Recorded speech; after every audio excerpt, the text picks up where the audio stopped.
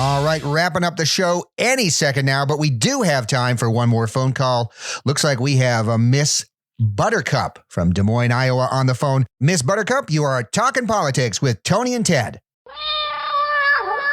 Oh, I'm going to need you to turn down your radio for us, would you? Can you turn down the radio? Just turn it down a bit because we're getting a feedback loop. Next time, Buttercup, we've got Carl from Penobscot, Maine. All right, Carl, you're talking politics with Tony and Ted. My God, you animals are stupid. You are listening to Questionable Material with Jack Helmuth and Brian Sack. This episode, a true hacker story. New video games. Joe Biden's campaign chairman. You know what I've noticed, Brian, is now I live out in as you know, I live in they'd call it the suburbs, but it's a very quiet little town. Yeah, it's like San Francisco. It's all packed in. It's like, well, it's like San Francisco in terms of the hills, but not in terms of the people. No. They just live in a small little village. It's like it's like Bel Air or something in Los Angeles. It's like all these houses and winding roads and stuff. Yeah, exactly. So it's a peaceful little quiet town, about a 35-minute train ride from New York City. So far enough away from, the city. It's not like you could ever hear anything. But what I've really noticed these last couple of days, like I've taken the dog out for a walk at night. So about 11 or 12 o'clock at night before going to bed. And I've noticed that it's like a new level of quiet. Like, so already you think like, oh, small town, it's going to be quiet. That's one of the nice things about a small town. But that's not the case because there's always the trains going by down by the river and there's still cars and air traffic. There's still, even at like midnight around here, there still would be the sense that there's movement. And now it is as still as the forest. Like you can hear the street light as if an audio engineer had been mixing it, where it's just like, it is so quiet. It's next level quiet because of the quarantine. Yeah. Well, we got to fight that. We got to get out in the streets and protest so we can get back to noise and pollution. Yeah. So what would be your advice for that? Like, how can we get things louder? I've been driving around with my car, just honking the horn, just blasting the horn. Cause people really, they feel sad when, they don't hear a horn blast every few seconds. Right. So I'm trying to recreate that experience. Beep, beep, beep, just laying on the horn. Sure. Getting behind people, just honking, screaming at them. Yeah. No, that's great. And you have a pickup truck, right? Because you have your kids in the back with chalk on like fingernails on chalkboards. Yep. And they're sitting in the back and they're scraping their finger. I mounted a blackboard in the back of the truck and they're just scraping the hell out of that with their fingernails, which I can't stand personally. So that's why I wear earmuffs. Well, I mean, out of curiosity, why would you do it if you can't stand it and probably no one can stand that sound? Because I want to remind them that the city was once vibrant and full of people honking and making horrible noises. Because I think they missed that. Right now, all they have is clapping at 7 p.m. Of course. Like, what other ways are you trying to, because I know you're big in the community scene. Like, what other ways are you really trying to sort of capture and recreate the city vibe for people who might be missing it? Well, I've been peeing as anywhere I can. Fortunately, the tap water still runs. So I'll drink a whole gallon. Okay. I'll wolf that down. And then I'll just go out in the street and just kind of, within a 6-block radius, just, mark territory. Right. So that, and I want to, I think the best thing to do, like people do with their dogs, is you do it on the building and then it runs across the sidewalk and into the street where it belongs. But that way is really hard to avoid. And if you have a stroller, there's nothing you can do but roll through it. And that's kind of my way of reminding people that they're still in New York and things are back to normal. Oh man, that's really nice. Yeah. That's really, because that mother who just had a baby, she didn't control it. She didn't know 9 months ago this was going to happen. Right. And she thought she was going to have her city baby, like a tough baby, whatever. And now she's walking around and there's no feces anywhere. There's no urine. There's no no imminent danger to her child. Right. She's probably is like, well, I didn't sign up for this. Yeah, I've been leaving syringes out in different places, and I will go up to a trash can and just kick it over, or just dump all the contents on the ground and rifle through it, to remind people like, oh yeah, remember when there used to be someone here every day at about 5 o'clock who would pour all the trash out and look for a bottle. Oh, that's really sweet, man. And how would you dirty up the syringes though? I have the kids basically squat in the gutter and just kind of suck in some gutter water and spray it out, and then rub the needle tip on the asphalt and kind of get it to look like it's worn. Because I can't recreate the drug addict experience. My meth dealer left town. Oh, Brian. Yeah. So he's out of town, and so tough on everybody. Yep. So I have just been tweaking, Yeah. Is that the term? I bet. And so that's definitely the right use of that word. What now? The crime has obviously fallen. What are you doing to turn that around? It's funny. My neighbor was complaining about. He's feeling like the neighborhood's getting more and more dangerous because he goes out to walk the dog at night, and he said that the only people who are still out there are kind of the majority of them are a little sketchy, and what he doesn't know is one of them is me. I put on a ski mask and sunglasses, and then I don't, I'm not hitting him or anything. I'm just kind of walking about 20 feet behind him. And then whenever he stops with the dog, I stop and I just stand and stare at him. It's really unnerving. It's hilarious. He hates it. Yeah, I bet. Okay. All right. Why is that so hilarious though? It just seems like you're causing stress to your nice old neighbor. Because, otherwise he's got a very mundane existence, right? Get up, take care of the kids, walk the dog, this, and here's, okay, who is this guy shadowing me 20 feet away, and what does he want? Well, I want to entertain. Right. That's a good point. Yeah.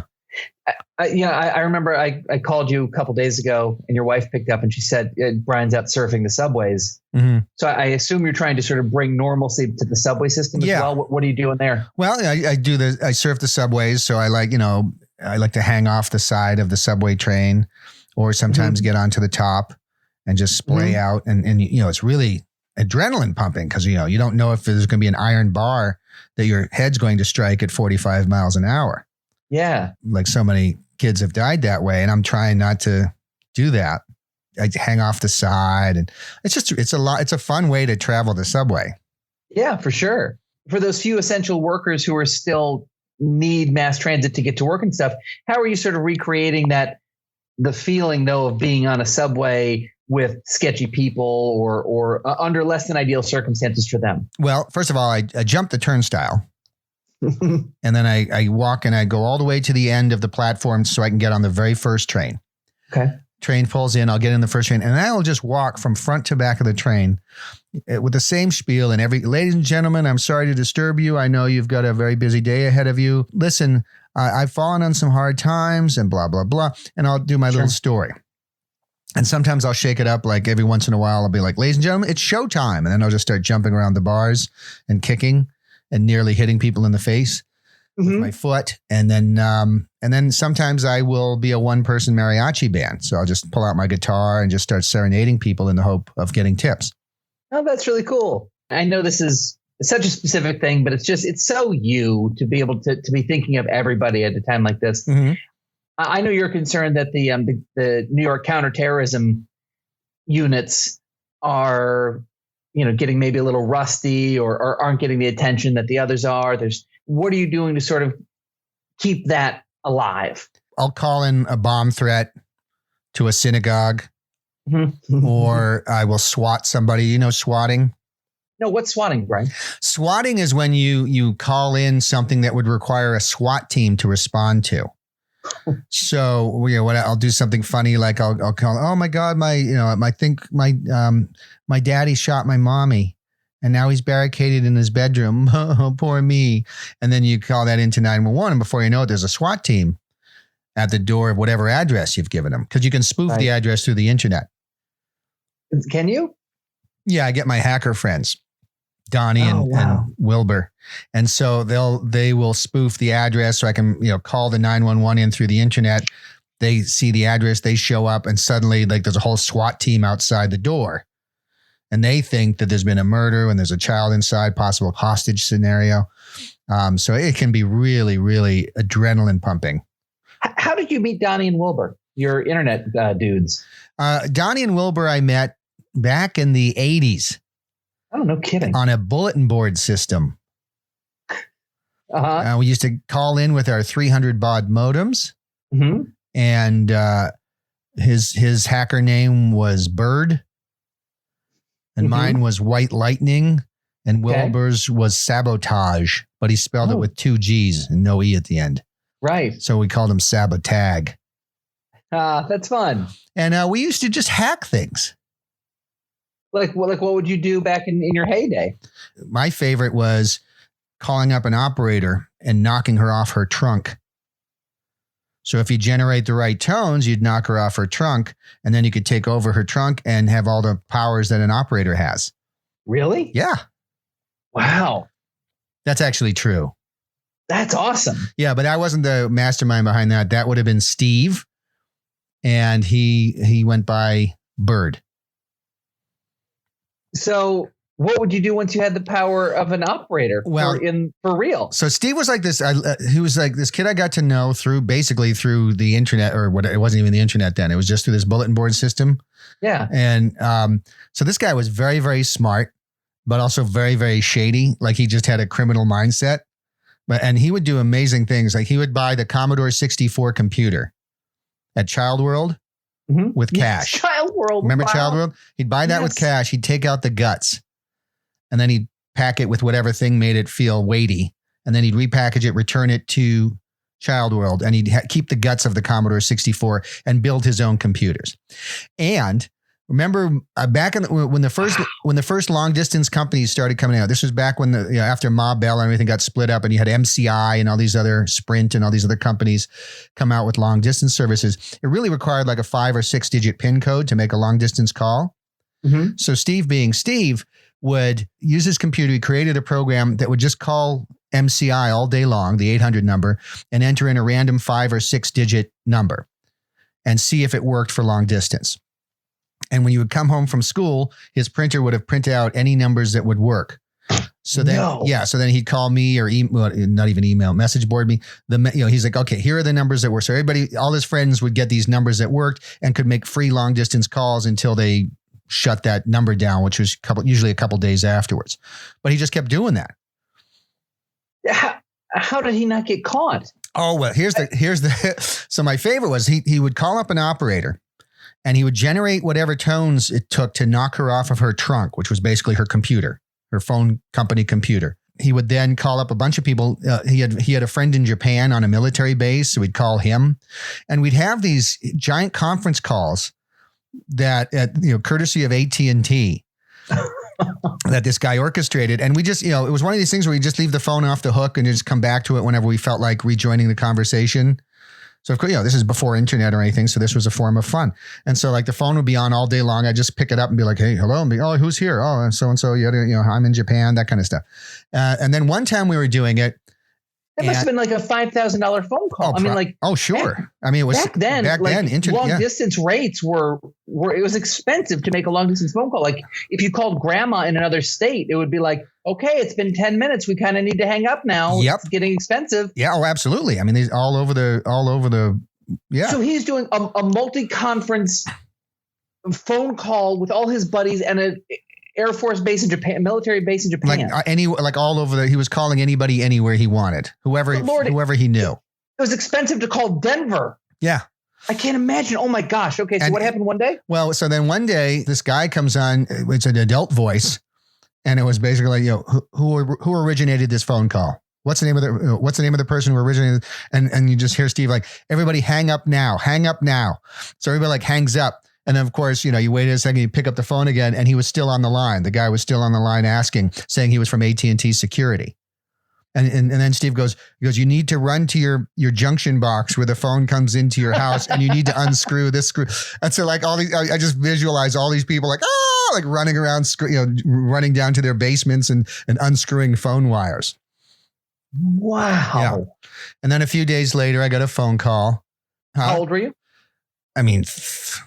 13, 14, 15. Okay, that's what I figured. So you still had parents or yeah. Oh yeah. parents. Yeah. No, I was early teens, and AT&T security calls, and the guy goes, yeah, my name is so-and-so with AT&T. Yeah. Have you ever participated in a conference call? And that's when at the beginning of my acting career, because I was like, what do you mean by conference call? Like, well, yeah, what conference call? Have you ever been on phone calls? Have you been on a phone call where there's more than one other person on the line? I'm like, yeah, I guess so. Like if somebody else in the house picks up the phone, we did all this, and then he's like, and then he knew the guy's name. He's like, do you know so-and-so? I'm like, no, it doesn't sound familiar. Like it's just kind of, and nothing ever happened from it. But yeah, for a teenager, it was very nerve wracking. So Oliver North learned from you. It was really Steve. I mean, Steve was the mastermind. My hacker name was White Lightning. And he one day my phone rings. So I've only exchanged online with this guy. So basically a bulletin board system where you dial in, you connect to a computer, you leave messages for people, and then you hang up. And then somebody else dials in, connects to the computer, reads their messages, and then hangs up. So we became friends that way. And then one time out of the blue, my phone rings. I pick it up. I'm like, hello. He's like, is this White Lightning? I'm like, yeah, because I'd never used my name. I'm like, holy cow. Yeah. I'm like, yeah. And he's like, this is Bird. I'm like, hey, how'd you get my number? He's like, because I can. Like he was a criminal mastermind. Like he was a very, very smart, devious person. I don't know what happened to him. Was he a grown up? No, he was my age, and he was just a really interesting character. That's my story of hacker story. That's an astonishing story. Yeah, it was a cool time. It was fascinating.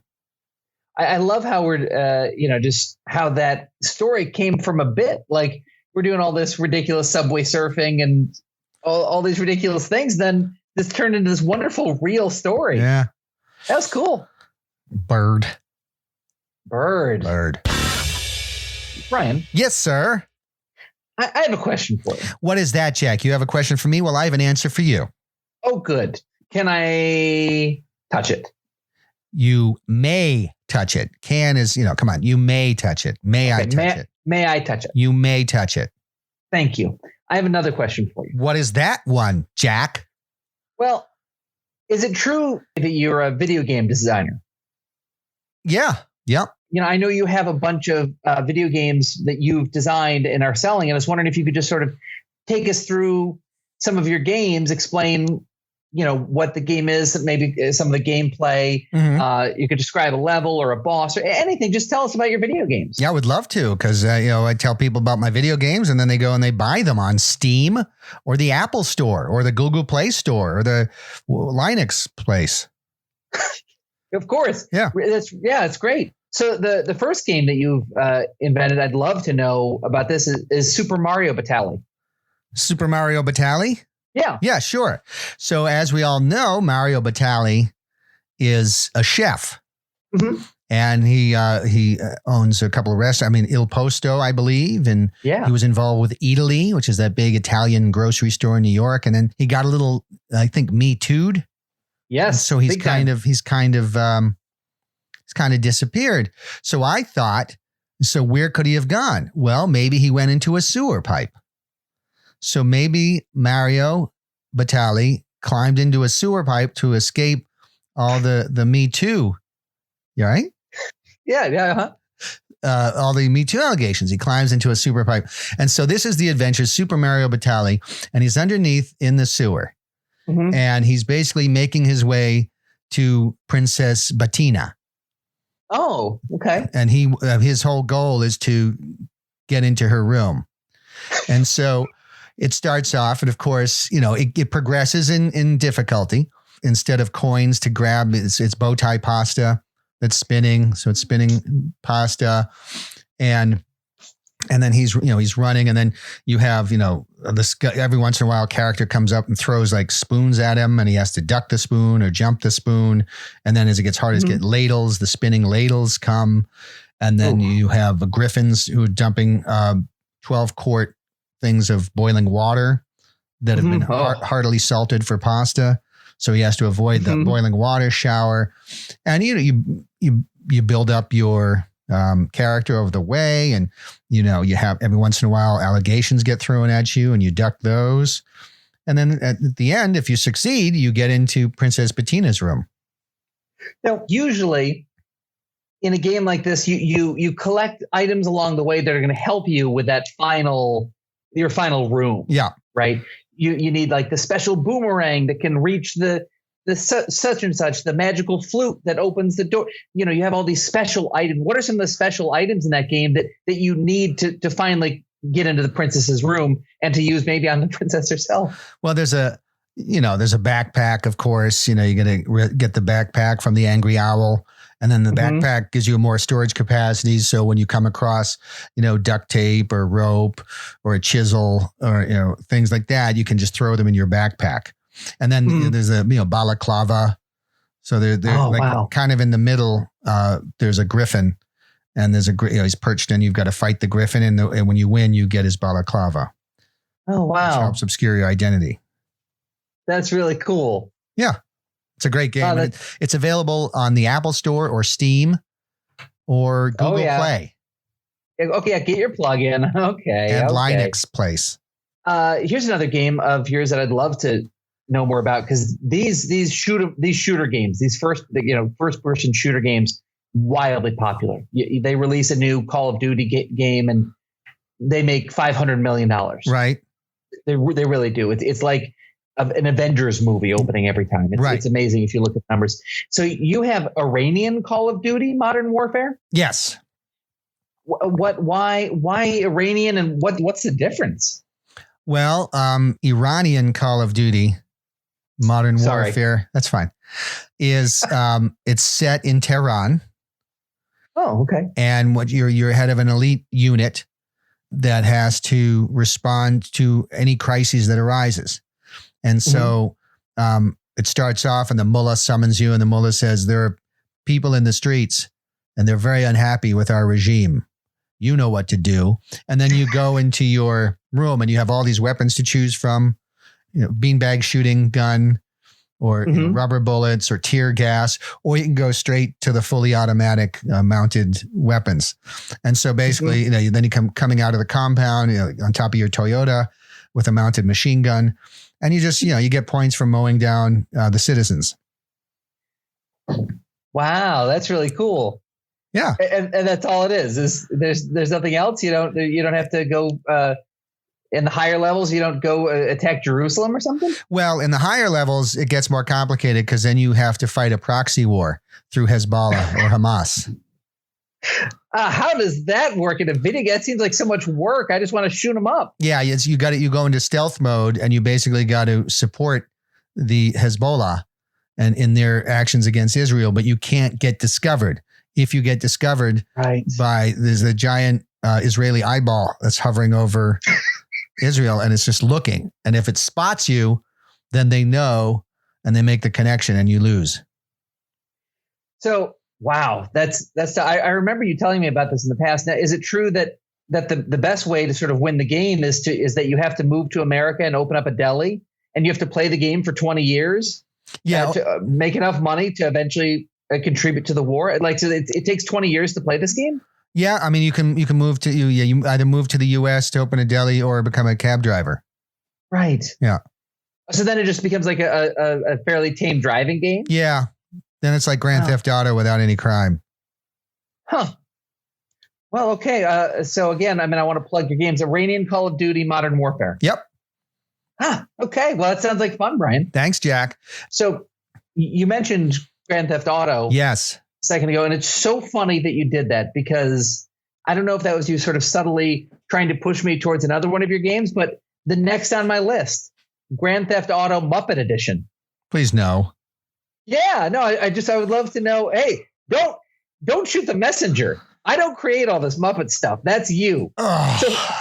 So why would you put these lovable Muppet characters in the most violent, reviled, and popular gaming series of all time? What would you do in Grand Theft Auto Muppet Edition? Well, I wanted to do Grand Theft Auto. What is it? Muppet Edition. Grand Theft Auto Muppet Edition. Right. Well, it's set in Sesame City It's like a New York. You'd recognize it as New York, but it's Sesame City. And the Muppets are all different crime lords. And they're scattered throughout the city. And so depending, obviously Big Bird works in Wall Street. And then you have Kermit, who's Upper East Side. You have Miss Piggy from the Bronx. Because she's patterns herself after J-Lo. She's just an ordinary person. Right. Skylar. Who the hell is Skylar? I don't know. Is there a Skylar? No. I mean, there's Fozzie Bear from the Muppet Show. There's Bert and Ernie, Cookie Monster, Snuffleupagus. Bert and Ernie are in Chelsea. Snuffleupagus is Red Hook, Brooklyn. Mm-hmm. And then Oscar the Grouch, he lives in the Upper West Side. Okay. He's always miserable. It's a nice detail for people in the Upper West Side. Okay, great. That's where the Muppet bosses are. Right. How do you play the game? Like, what's the purpose of the game? How do you capture that Grand Theft Auto grit in a Muppet world? Well, all the families are fighting and you've got to unite them. It starts and you're in a car with Kermit and you see a guy walking his dog on the sidewalk and Kermit says to him, take him out. And that's your first moment, do you do it or not? And if you don't do it, it's bad news for you. So you basically get out, you walk behind the guy, you shoot him in the back of the head without any kind of interaction, and you get back in the car. And then Kermit says, "Oh, you've done good." Yeah, Kermit goes, "Yay!" Yeah, yay! And then you become an enforcer for Kermit. And then you're working your way through the city. Mm-hmm. So he sends you on a mission to kill Fozzie Bear. What? Yeah. But then as you're about to pull the trigger on Fozzie, and Fozzie drops some news on you, and that Kermit would value. So you spare Fozzie's life, and you go back, you tell Kermit the news, and then he and Fozzie actually team up. Wow! So it's like you're getting the gang back together. Yeah, or at least some of them. It's a slow build, and it's an open world. Yep. So if you want, you can drive around the street. You can mow people over. You can drive through Central Park if you wanted to. You can set fire to buildings. You can beat up homeless people. Can you learn about the alphabet? If you go to Alphabet City, Mm-hmm. that's the closest because there's a bunch of strip clubs there, but that's where all the clubs are located. But there's no real alphabet lessons to be found. I see. So what happens when you go into a Grand Theft Auto Muppet strip club? Well, there are a couple different scenarios. Of course, if you drink, you can get a little blurry. Sure. And then, next thing you know, you wake up and you're with Ernie. and then that's awkward. Holy cow. Yeah. And then, there's a ton of stuff to do. I mean, you can change your clothes. There are all sorts of clothing stores around the city. You can buy a helicopter and pick up tourists and fly around and crash into the Hudson River. If you come too close to, single engine Cessna. Wow, that's strange detail. You can go down to the Oculus and watch the stores go out of business because nobody's going in them. Mm-hmm. Even before COVID. Yeah, fun. Yeah. So there's tons and tons of things to do. And then how does Miss Piggy factor in? Because is she like the big boss or something? She's the big boss in the Bronx. And as you know, as any New Yorker knows, the Bronx is the crime capital of New York City, of the 5 boroughs. So she's the queen of the Bronx, they call her. Queen P. Queen P. Yeah. Nice. You know why she's Queen P, obviously. No, I don't actually. Because she has to put in your head if you don't obey her. Wow, that's dark. I would have thought it was because her name was Piggy. No. And so she's running all the operations in the Bronx. And by this time, like she's like the big monster at the end of the game that you either defeat and so now you've united all the other heads of the families, of the Muppet families, and you're coming after her. And there's like this crazy shootout. And then at the end it's Kermit and Piggy face to face. Mm-hmm. So how do you just have to kill her? No, Fozzie Bear takes a pool cue and splits it over his knee and gives them both the pointed sticks that are left and says, "Duke it out." Wow. And then you choose which one you want to do, and then you fight it out. Gosh, it's such a Muppety way to end. Yeah. And then it's like, and then when either one of them ultimately gets the pool cue through their eye socket, and then it's do, do, do, do, do, do, do. Oh, wow. That's so sad. Yeah, that's my game. Wow. So again, that's available Grand Theft Auto Muppet Edition. Yes, sir. Good luck with that, Brandon. It sounds like a lot of fun. Thank you. So this next game that you have out, I'm fascinated in because would be a challenge for someone like you because you famously don't really know much about sports, about any sort of sports. Brian Sack football. Mm-hmm. So what is Brian Sack football from someone like you? Why would we buy that game? Well, because it's based on my interpretation of the rules, and that stems from my one and only football experience which was at the Super Bowl. And so it's based on my understanding of how football works. So, you have a bunch of people on the field. Sure. And then you have like runner boy and throwy boy and pushover man and just a bunch of different characters. You can cycle through them. Uh-huh. And so like what happens if there's kicky boy kicks the ball and then catchy man grabs the ball and then throws it to runny boy. And then runny boy starts going to bring it to the home resting place. So he wants to whack it on the end of the field. If he whacks it on the end of the field hard enough, I think the ball explodes. So he starts running over that way. And then you have tackle boy and pushy boy and all these grabby boy, and they all go after him and try to stop him from smashing his ball on the end. Wow. And then you have point numbers on the field. Point numbers. Uh-huh. Yeah, so like 0, 10, 20. So the closer you get to the end. To the final resting place? Yeah, for the resting place to smash the ball down and break it, the better, the more points you have. Do you really sort of create the football experience for, for the gameplay to make it realistic? Are there cheerleaders? Are there people in the stands? What's that like? Yeah, well, you have a hot lady dance. So the hot lady dance on the side, and then in the middle of the game, they just run out and they do the hot lady dance. Mm-hmm. And then, if you look into you can stop your player and kind of look into the audience, into the stands, crowd, and you'll see these guys, these vendor guys, and they'll be like, terrible beer, $24. And they're just holding a can of terrible beer, and it's called terrible beer. It says right on the side because it's made with rice, and it's terrible beer, $24. And then so you can actually hear the sounds, and you hear people screaming, and you'll hear lots of swearing at your character. Yeah. Sure. And because you're a piece of shit is what one of the guys yells. That's a good one. Yeah. And it's great. And is that guy surrounded by like a class field trip? So this guy just isn't paying attention to the fact that he's surrounded by fifth graders? Yeah, he's surrounded by fifth graders who are just staring at him. I mean, it's very lifelike. And so he's screaming at you, and then all the kids are in shock. There's a very obese man who's passed out and throwing up on himself, adjacent to the kids. Yeah, and then you have a lot of people on their phones. It's a very realistic experience. Right. That's awesome. Yeah. That's so great. And do you have like that one kind of guy who's stuck in the past who's like complaining about this game would be better if there's a white quarterback? Racist Jim. Oh, Racist Jim is in the game. Yeah, he's in the game. Yep. Ah, Brian, that's what I mean. It sounds confusing as heck to sort of figure out the gameplay, but I want to inhabit this universe. It sounds great. And then what's cool? There's like a little bar on the bottom of the screen. And it's a little green bar, and it builds over time. And then as soon as the bar fills up 100%, then your X button lights up.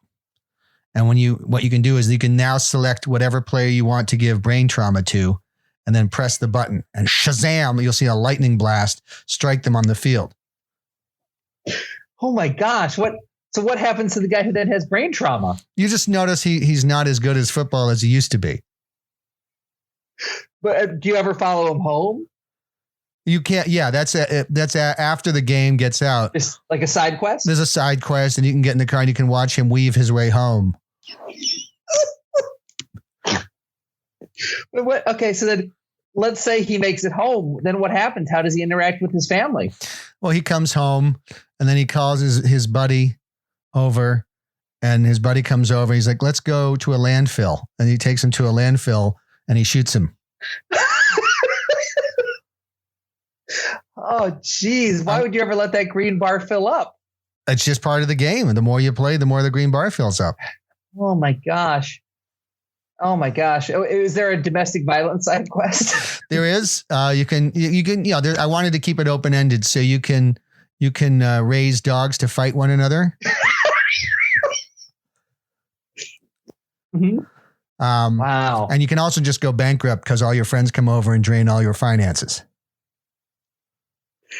Man, John Madden can go screw himself. This is the most realistic football game on the market today. Thank you very much. Brian Sack Football. Fantastic. Brian Sack Football, everybody. Go get it where video games are sold on the black market. So, hey, Brian. Yeah. Hi, Jack. How are you? I'm still good. Thanks for asking again in the middle of the show. My pleasure. So I actually have some exciting news. What's that? Well, we just booked last night a pretty significant interview. Okay. He is the chairman of the Joe Biden campaign. Chairman of the whole Joe Biden campaign? The entire campaign. So obviously they have shifted from primary mode and caucus mode in a few weird outdated states to election mode. And we get to ask him questions. How cool is that? That's a very nice get, as we say in the podcast business. We do. People say that everywhere, Brian. Oh. So what do you say? Let's talk to him. I would be very excited to interview him. Yeah. Okay, great. So our next guest. Do you hear? Listen. What am I listening for? Just listen. Okay. Do you hear that sound? It sounds like a guy walking on gravel. Do you hear the cursing? I do. That's Spanish, Jack. You know what this is? What is it? It's a guy from Tijuana about to cut our internet cables. I'm about to lose my connection, Jack. Listen. That's not how that would work. Ask a lot of questions, Jack. It's about to break.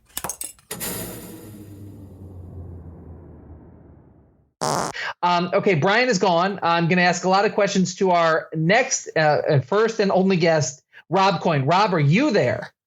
Yes, Jack. Hi, how are you? Hey, Rob, I'm good. How are you? I'm great, Jack. How are you?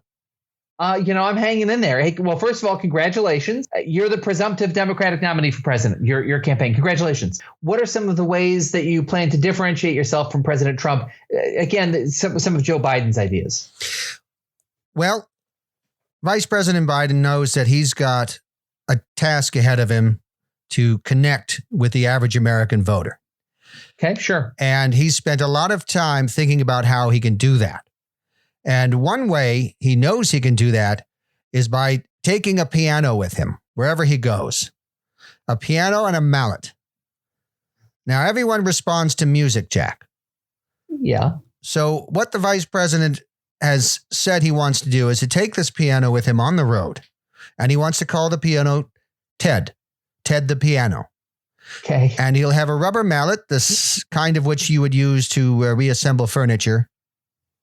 And he will bang that mallet on the piano. He will then put on a pair of sunglasses and turn to the audience and say, ha-cha-cha-cha. Oh, okay. And then... Now, there's more. Good. Go. I'm sorry. Penelope, who will be introduced to the campaign shortly.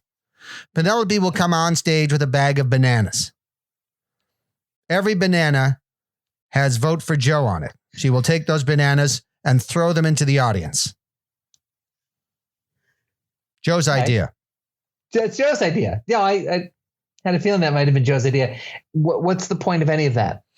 Well, bananas, as Joe knows and as you may or may not know, are high in potassium. Yes.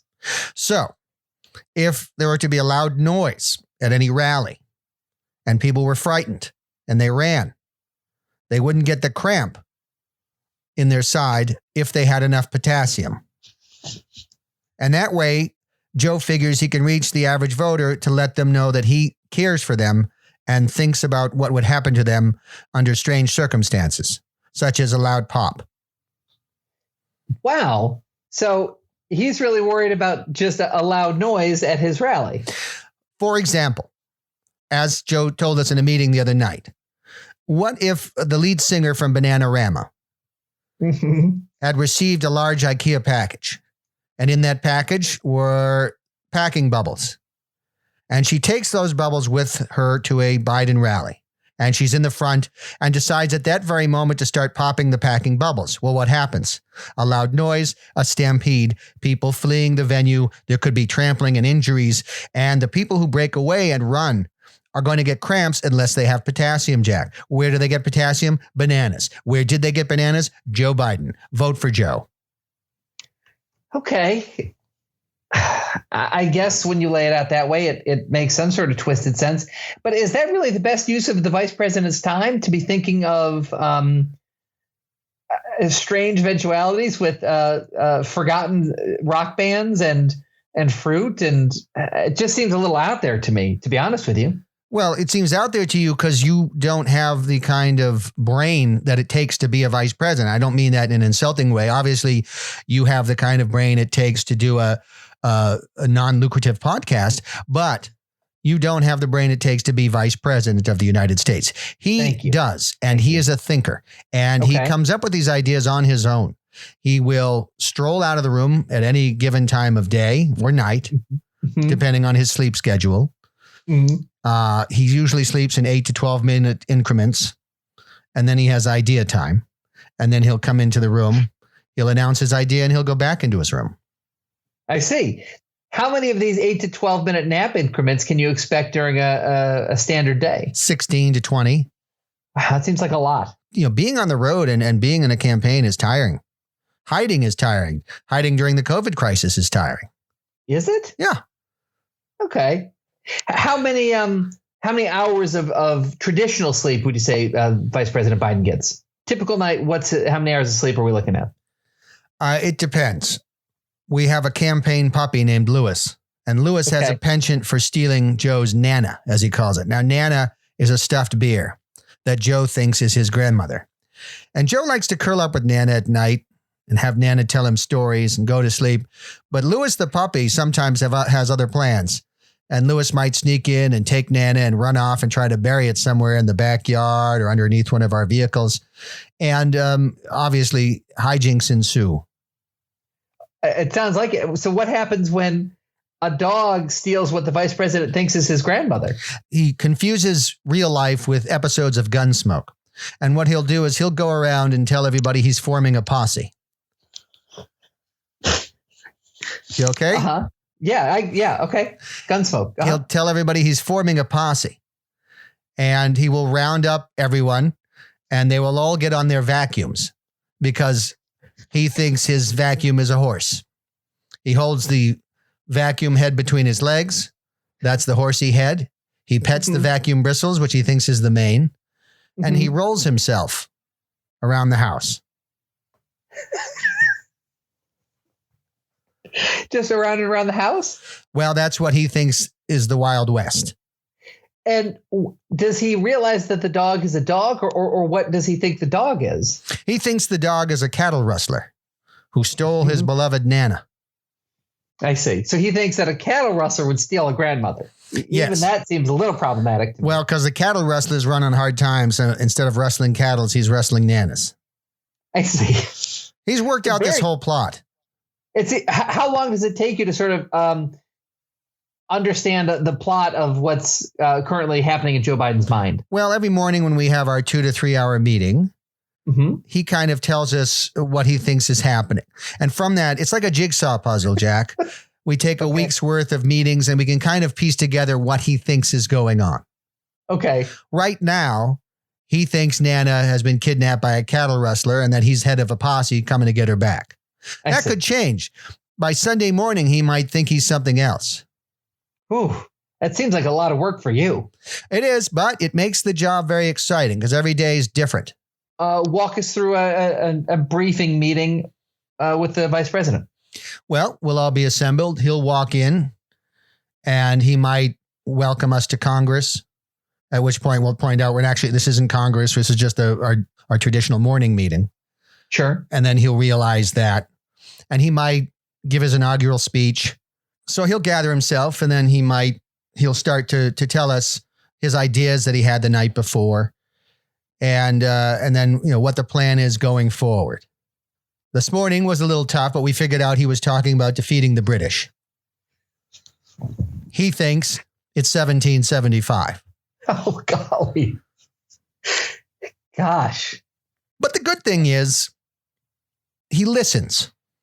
And after some coaching, you're able to convince him that it's not 1775 and that I'm not General Gage. Can you share with us his plan to defeat the British? It involves cutting down a lot of large oak trees and fashioning siege weapons, catapults, and other devices that are really meant for taking down castle walls. Okay. So what inevitably happens is we'll have an hour to 2 hour discussion about how we're not trying to take down a castle. We're trying to reclaim the United States from Donald Trump. And he eventually comes around. He understands that. So we've taken to calling President Trump a red coat in the hopes that Vice President Biden will slowly adapt to seeing Donald Trump as the person who he needs to defeat. Right. Like for people like Joe Biden, you need maybe some visual clues, like Donald Trump wears a red hat, red coat. He's going to realize that red is the bad color. Republican is red. He's got a red tie. And what we've done is we've adjusted the hue on the TV set so that Donald Trump's orange skin actually has more of a red hue to it. That makes sense. And for Joe Biden's red tie, did I read something about how you had sort of booby trapped his tie so that he would have some sort of visceral reaction every time something red comes on? There's a thumbtack that I place strategically in the top of the tie. So when he looks down to see red, it pokes him in the throat, which of course serves two purposes, quite honestly. One is to convince him to associate red with pain. Yep. But also when he nods off, it kind of makes him come awake very quickly. That's a fantastic idea. That his neck must look like Swiss cheese at this point. A little bit, yeah. He's you can tell it's visibly irritating to him. Wow, that's a lot to take in already. How do we get the economy back up and running? What is Joe Biden's plan? I'm just going to straight up. We're going to go through these one by one. What is Joe Biden's plan to get the economy back up and running post-COVID? Well, obviously the biggest thing is we need businesses to get back up to speed. Yes. Good. We need Good, people Joe Biden. to get out there, making money and spending money. That's what makes this economy go.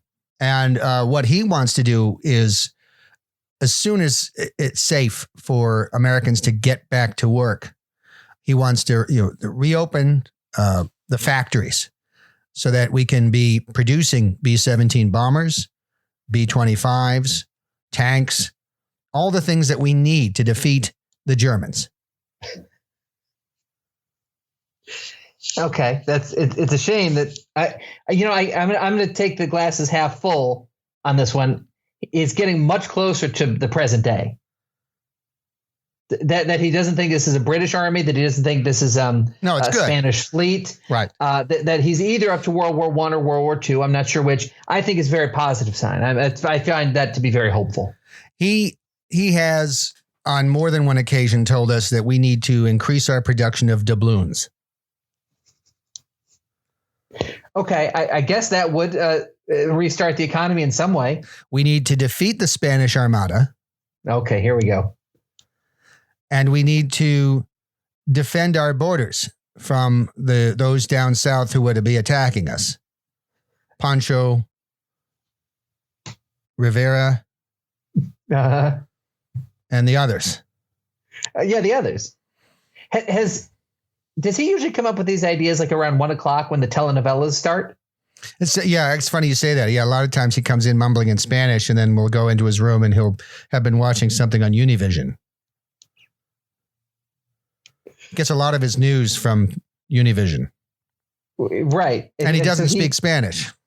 Right. So just to be clear, so he thinks like telenovelas and Spanish soap operas and the such are Spanish news. He thinks that it's news. He does think it's news. Ooh. And he's very upset that Margarita has been having an affair with Jose. Yeah, no, I guess I don't watch that show, so it sounds upsetting. It is, because Guillermo is a lovely guy and he doesn't deserve Margarita. Yeah, I mean, fidelity is something we should all strive for. Margarita doesn't deserve Guillermo. No, I understand that. The vice president has lost a lot in his life. Yeah. I'm gonna give him that one. So okay, he's like a Kennedy. He is. Yeah. There's a Biden or a Kennedy death like every other month. It makes you think that maybe they made some kind of a deal with a supernatural force that granted them certain powers and wealth, but took away from them. Listen, he's a dynamic individual. He's got incredible amounts of life experience. He's managed to secure jobs for his brothers and sons that would be inconceivable to many people. So he's a very, he's an unusual person. Sure. That said, sometimes he will not remember me. Okay. We spend a lot of. You're his campaign manager. Yeah, no, I know. We're not sure which direction the day will take us based on, what he thinks he wants to do or who he thinks I am or he is. So in that way, we're always on our toes. We're always prepared to shift 180 degrees, go in a completely different direction. Oh my God, he thinks he's King Arthur. All right, now suddenly we're talking about moats. Whereas previously we were talking about the economy, and now he's worried about his serfs. Wow, that's got to be difficult. It can be. It's you learn to adapt. Of course. What are some of Vice President Biden's plans to reform prisons, the prison industrial complex, and that sort of thing? Well, he obviously thinks we should stop selling our prisoners to rival tribes. He believes that that's wrong. It's immoral. It's outdated. Mm-hmm. And we all agree with him. Yes, I think we all do. Even Republicans would. That's great. He won't sell prisoners to Genghis Khan or any Mongols because we know what they will do, right? We know their fate. Wow. The criminal justice system is in dire need of reform. There are a lot of black men in a disproportionate number of black men in the criminal justice system, and Vice President Biden would like to call them by a different name so that they, represent a different group. That doesn't solve anything. So he thinks that he'll reduce the number of black inmates by just reclassifying them. That was the plan. Yeah. Until you kind of threw some shade on it. Wow. I could really tell you've been studying black culture to reach out to the voters in South Carolina who saved you. Yeah. We need to reform the criminal justice system. He wants to outlaw duels. Mm-hmm. He lost a lot of good friends in duels. And, he thinks it's just not a civilized way to handle disputes. To wrap things up, what's the overall theme of the campaign that we can look forward to, and maybe some slogans that the vice president has been banding about? Well, we've been working on a bunch of slogans. We all have our different opinions, and we all can offer ours as what our favorites are. He has a recurring favorite that seems to be the in the lead for and it's pretty simple. Okay, what is it? Where am I?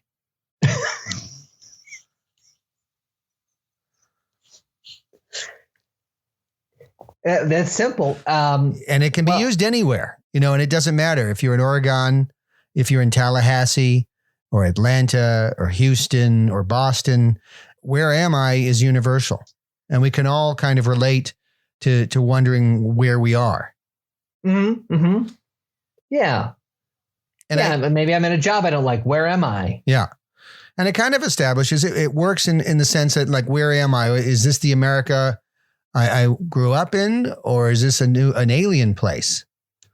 Where am I? Yeah, I suppose that works that way. We're still focus grouping it. Okay. Yeah. Well, please come back on the show sometime and tell us how that focus group goes. Okay. Okay. Good. And good luck. Thank you, Jang. Thank you, Rob. Thank you so much for listening. Please stay safe. See you next week, everybody. Goodbye. That was questionable material. Make sure to subscribe to the podcast. Make sure to review the podcast. make sure to visit qmpodcast.com for episodes, show notes, and bonus material.